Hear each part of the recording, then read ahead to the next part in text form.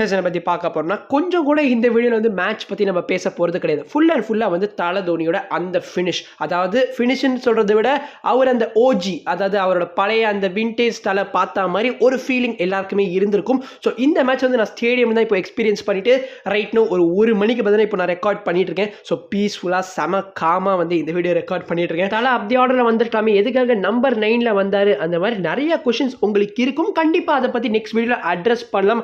அதை பற்றி பேசாமல் நம்ம இருக்க போகிறது கிடையாது. ஸோ கண்டிப்பாக பேசலாம். பட் இந்த வீடியோவில் ஜஸ்ட் நம்ம தலையோட அந்த last over against Krunal Pandya எப்படி ப்ளே பண்ணார் அதை பற்றி மட்டும் பார்க்கலாம். ஸோ அந்த ஃபுல் ஓவர் நான் ரெக்கார்ட் பண்ணியிருந்தேன். ஃபர்ஸ்ட் டெலிவரி தலை ஜஸ்ட் நம்ம வந்து தட்டி வந்து அவர் வந்து செட்டில் டவுன் ஆகினார்.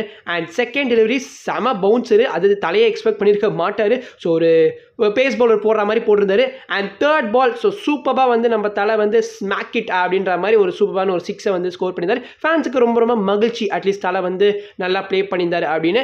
அண்ட் அகெயின் நம்ம ஃபோர்த் டெலிவரியில் பார்த்தோன்னா நம்ம தலை அதே ரீஜியனில் வந்து இன்னொரு 6மே வந்து இது கொஞ்சம் இன்னுமே வந்து ஹைட்டாக போகிருக்கும். ஸோ சூப்பராக இருந்தது. 2 6s வந்து ஃபைனல் ஓவரில்.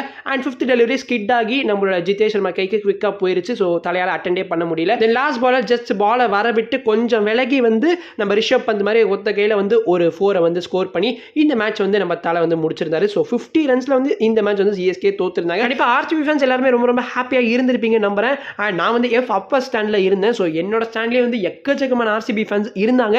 ஸோ கோலி வந்து எங்கள் ஸ்டாண்டு கிட்டே வந்தார். ஸோ அந்த கிளிப்பிங்ஸ்லாம் கூட நான் அட்டாச் பண்ணுறேன். பட் ரொம்ப ரொம்ப நல்லா இருந்துச்சு. எக்ஸ்பீரியன்ஸ் வந்து சூப்பர் தான். ஆனால் நான் வந்து ஆர்சிபி ஃபேன்ஸ் வந்து எதுவுமே நம்ம சிஎஸ்கே ஃபேன்ஸ் வந்து பிரச்சனை பண்ணல.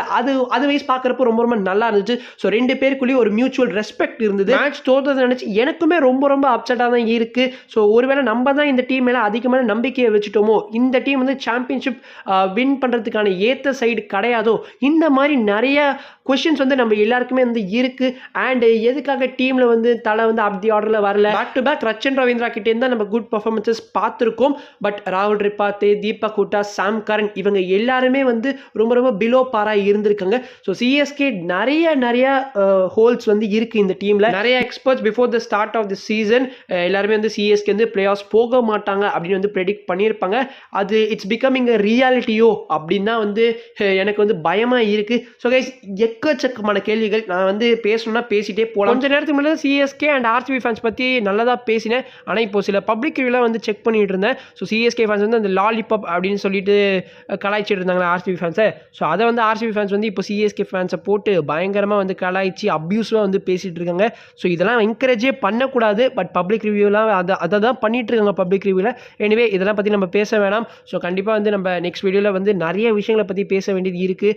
நம்ம சேப்பாக்கில் வந்து ஆர்சிபி 2008 தான் வந்து சிஎஸ்கேவை பீட் பண்ணியிருந்தாங்க. ஆஃப்டர் 18 இயர்ஸ் பார்த்தோன்னா இப்போ வந்து சேப்பாக்கில் நம்ம ஆர்சிபி வந்து சிஎஸ்கேவை பீட் பண்ணியிருக்காங்க. இதெல்லாம் கேட்கறதுக்கே மனசு ரொம்ப கஷ்டமாக இருக்குது. எஸ் கைஸ், இதோட முடிச்சுக்கலாம். எனக்கு இனிமேல் பேசுறதுக்கான அந்த இன்ட்ரெஸ்ட்டுமே கிடையாது. நான் போய் தூங்குறேன். அதுக்கப்புறம் வந்து நம்ம இன்னும் சில விஷயங்களை பற்றி பேசுவோம். Next video. பீஷியஸ். Bye.